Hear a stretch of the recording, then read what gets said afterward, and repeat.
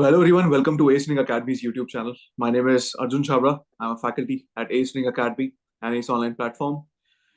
इस वीडियो में हम लोग बात करेंगे राम स्वरूप जी से, who is all India rank all India rank 344 and branch rank 18 in SSC JE examination, और उनका सिलेक्शन सीपीडब्ल्यूडी से हुआ है. सो कांग्रेचुलेशन राम स्वरूप जी. धन्यवाद सर, बहुत बहुत धन्यवाद आप. और थोड़ा बहुत अपने बारे में बताइए, अपने कॉलेज के बारे में बताइए और अपने एक्सपीरियंस के बारे में बताइए. किस तरीके से आपने तैयारी शुरू करी थी, कब आपने तैयारी शुरू करी और क्या आपके चैलेंजेस रहे? मैं सर वैसे बीकानेर राजस्थान से हूँ हम्म. और एनआईटी जालंधर से मैंने बीटेक की थी 2019 से 2023. और उसके बाद में प्लेसमेंट हो गया था और उसके साथ मैंने पेपर दिया था एसएससी का फर्स्ट अटेम्प्ट. प्लेसमेंट तो कहाँ उस हुआ वक्त था? प्लेसमेंट हुआ था रिलायंस में. अच्छा, कंटिन्यू. फिर हाँ. उसके साथ मैंने सर वो एसएससी का दिया था फर्स्ट अटेम्प्ट, उसमें हुआ नहीं. उसके बाद में मैंने वो जॉब छोड़ दी और फिर ये सेकंड अटेम्प्ट था, प्रिपरेशन की थी. और उससे पहले मैंने सर कॉलेज के टाइम पे एस एकेडमी का ऑनलाइन कोर्स लिया था गेट का. ट्वेंटी अच्छा. कोविड के मिडिल में ऐसे ही बैठे थे, मतलब तैयारी में स्टार्ट करते साथ साथ. अच्छा, तो कोर्स लेकर कैसा लगा? कोर्स ने हेल्प कैसे करी आपकी? Course sir on the point course था, एकदम रिकॉर्डेड लेक्चर रिकॉर्डेड को बेस लिया था. तो हम्म. उसमें मतलब वो एकदम सही था, शॉर्ट और एकदम ऑन द पॉइंट. एकदम वो हम्म. सही था, अगर किसी को अगर मतलब बिगिनर और उसको तैयारी करनी है पूरी सिविल और तो एकदम सही है. और क्या उसको मतलब did it also help you? आपको इसमें सेमेस्टर एग्जाम्स में भी हेल्प हुआ जब आपने तैयारी कॉलेज टाइम से शुरू कर दी थी तो?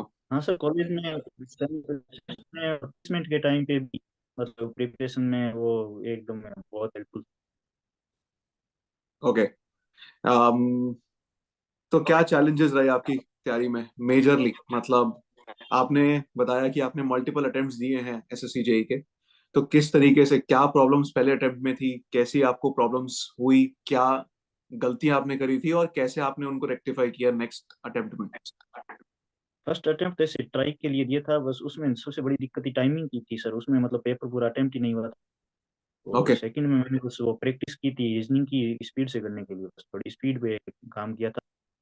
और बाकी सिविल वो वगैरह सब मतलब लाइन वाइज शॉर्ट नोट्स बना के डेली की मतलब रीडिंग करता. डेली किया था. सुपर. मतलब कॉन्टिन्यूअस प्रैक्टिस और कॉन्टिन्यूअसली अपनी मिस्टेक्स पे काम करने से आपने बेटरमेंट हासिल करी है. अक्सर हम स्टूडेंट्स को ऐसे ही बोलते हैं कि the more you do it the better you get at it. आप जितना करेंगे, जितना ज्यादा प्रैक्टिस करेंगे, उतनी ज्यादा आप मिस्टेक्स को पहचान पाएंगे और उतना ही जल्दी आप मिस्टेक्स को ओवरकम कर पाएंगे. यही बेसिक अंडरस्टैंडिंग हम स्टूडेंट्स को हमेशा देने की कोशिश करते हैं, और वही चीज आपने यहाँ पे करी है. राइट. टेस्ट सीरीज थी? टेस्ट सीरीज का कोई रोल प्ले? हाँ टेस्ट सीरीज सर टेस्ट ही है, मैंने कम से कम 25 या 30 फुल लेंथ टेस्ट दिए थे एसएससी के अच्छा. लिए. उसमें एक्यूरेसी को मतलब सही करने के लिए, बाकी वरना थोड़ी बहुत सिली मिस्टेक होती रहती. हम्म. नॉन टेक्निकल पोर्शन का कैसा हैंडल किया तैयारी में? नॉन टेक्निकल के लिए मतलब इंडिया जीके तो मैंने मतलब ऐसे था, मैं लगभग लगभग 1-1.5 घंटे डेली का देखता था. तो सारे एसएससी के जितने एग्जाम है उनके सब प्रीवियस ईयर क्वेश्चन बस प्रैक्टिस करता था. अच्छा, नॉन टेक्निकल पोर्शन के लिए जनरल अवेयरनेस का पार्ट भी और जीके का पार्ट भी. जीके के हाँ पार्ट के लिए जीके कौन का सी पार्ट बुक्स यूज भी. कर रहे थे? जीके के पार्ट के लिए तो मैंने ऐसे कोई जनरल तो नहीं, वो बुक है ये भी मुझे नाम याद नहीं उसका, पर वो मतलब लूसेंट? नाम याद नहीं आ रहा. हाँ ल्यूसेंट का मतलब पूरा फॉलो किया था उस बुक की रीडिंग वगैरह. ओके. ओके. और कितना आपने मार्क्स स्कोर करा था उसमें 50 मार्क्स में से प्रीलिम्स में? फिल्म्स में जीके में वो जनरल अवेयरनेस में थे 26.5. अच्छा, तो फेयरली ओकेश. और ये जो रीजनिंग में थे 48.75 50 में से. अच्छा. और उसमें मेंस में मेन पार्ट में 100? 100 में से उसमें 70 थे सी. Very good. Very nice score. Super. तो वो आपका काफी सब्सटैंशियली अच्छा रहा, 70 मार्क्स. हाँ वो और लगभग 148 के आसपास. Very nice. मतलब आपने तीनों सेक्शंस में जबरदस्त तरीके से परफॉर्म किया है। एंड बच्चे क्या है कि अक्सर जनरल अवेयरनेस के पार्ट को बहुत ज्यादा अंडर एस्टिमेट करते हैं एसएससी जेई की प्रीलिम्स में। वो आपका काफी ज्यादा सही रहा। आपने कितने टाइम में उसको अटेम्प्ट कर लिया था मेन पेपर में? जनरल अवेयरनेस हाँ जी। लगभग 12 से 15 मिनट के अंदर। Very good. बिकॉज 50 क्वेश्चन पढ़ने हैं आपने, और जो आता है तो आता है, नहीं आता तो नहीं आता। नहीं आता है उसमें, मतलब दोबारा देखा ही नहीं, बस आता है हाँ। सीधा टिक किया आगे चले गए। सुपर। और पहले वाले सेक्शन में कितना टाइम डेडिकेट किया? सिविल में लगभग लगे थे 57 से 58 मिनट, और हम्म। फिर ऐसे ही मतलब 50 से 55 मिनट उसमें लगे थे रीजनिंग में, हम्म। और बाकी का बचा हुआ। बाकी 10-12 मिनट ऐसे ही इसमें। अच्छा। Very good. मतलब रिविजन करने का टाइम मिला, मतलब रिपीट करने का टाइम मिला आपको कि क्वेश्चंस को वो रिपीट शायद करके मुझे पढ़? शायद वो रीजनिंग मैंने शायद 45 मिनट के आसपास कर दिया था, मेरे पास 5 या 7 मिनट का था रीजनिंग का। उसमें मैंने ना टेक्निकल के दो क्वेश्चन अरे थे, न्यूमेरिकल थे, उनको मैंने दोबारा किया था तो वो सही हो गया थोड़ा। अच्छा। सुपर। और न्यूमेरिकल की प्रैक्टिस के बारे में मुझे बताओ थोड़ा सा, कि न्यूमेरिकल करते वक्त आपको एग्जाम में प्रॉब्लम हो रही थी कि कितना ज्यादा कैलकुलेटर का ना होना इन्फ्लुएंस होता है प्रैक्टिस में? कैलकुलेटर की तो ज्यादा दिक्कत नहीं है, बस उसमें टाइमिंग की थोड़ी दिक्कत रहती है, पर कैलकुलेटर हो तो भी टाइम तो लग जाता है उसमें, बस वो स्पीड होनी चाहिए आपको, बस इतनी है। हम्म। उसको प्रैक्टिस ही करनी पड़ती है, वैसे हार्ड का ऐसा कोई दिक्कत नहीं लेवल का, बस वो स्पीड टाइम का थोड़ी दिक्कत रहती है स्पीड बनने बिकॉज बहुत सारे स्टूडेंट्स क्या है कि एग्जाम के दौरान न्यूमेरिकल क्वेश्चंस पे बहुत ज्यादा फोकस करते हैं, फिर उसके बाद उनको प्रॉब्लम आती है कि टाइम मैनेजमेंट की पेपर में। में। हाँ, टाइम मैनेजमेंट की मेरे फर्स्ट अटेम्प्ट में यही दिक्कत आई थी, लगभग 25 से 30 क्वेश्चन मैंने देख नहीं। हम्म।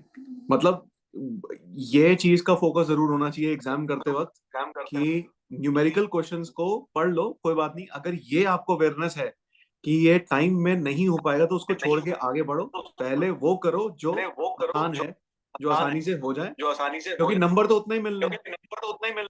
हाँ, नंबर तो उतने ही मिलने हैं सर, वो हाँ। सही बात है आप।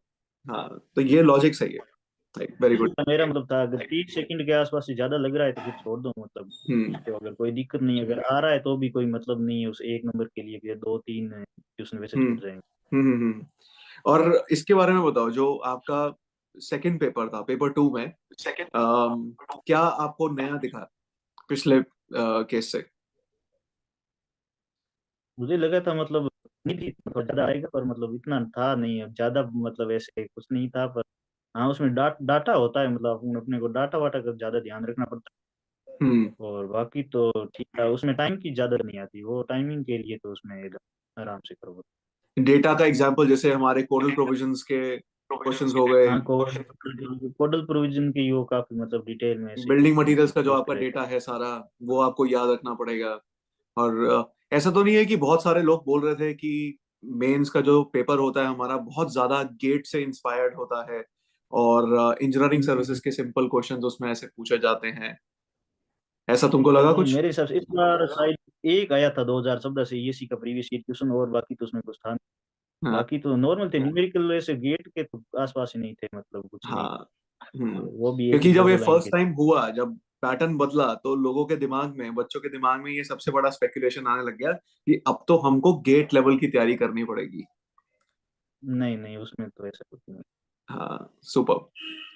चलिए राम स्वरूप जी, आपने काफी अच्छे तरीके से अपना एक्सपीरियंस बताया। और अम, इससे मुझे यही समझ आता है कि जितना ज्यादा हम प्रैक्टिस करेंगे उतना ज्यादा हम अपनी मिस्टेक्स को रेक्टिफाई कर पाएंगे। और जितना ज्यादा हम प्रीवियस ईयर के क्वेश्चंस से इंस्पिरेशन ले सकते हैं और टेस्ट सीरीज पे फोकस कर सकते हैं साथ साथ, उतना ज्यादा बढ़िया है। राइट। यही मुझे आपके बातचीत से समझ आ रहा है मेनली। हाँ, बिल्कुल सही। चलिए, thank you very much Ram Swaroop. आपने काफी अच्छे चलो तरीके से समझाया आपका एक्सपीरियंस कैसा रहा। And congratulations to you. और भगवान करे आप और ऊंचाइयों तक जाएं। आगे का क्या एम है? अभी सर ईएससी का ये पिछली बार दिया था, उसमें बस प्रीलिम्स हुआ था और साथ में एसएससी था, तो ज्यादा फोकस नहीं हुआ मैं। हम्म। बाकी चलो, अब तो ईएससी तुम्हारे हो पास रहा खोने को है। कुछ नहीं है। हाँ, खोलने के लिए तो कुछ हाँ, now you got nothing to lose. अब जॉब तो तुम्हारे पास है, आप करते रहो आगे तैयारी। नहीं। बहुत ही हाँ बेहतरीन। अभी वेरी गुड, वेरी गुड। चलो, so that's it from this video. Thank you very much. Thank you for watching. Bye everyone.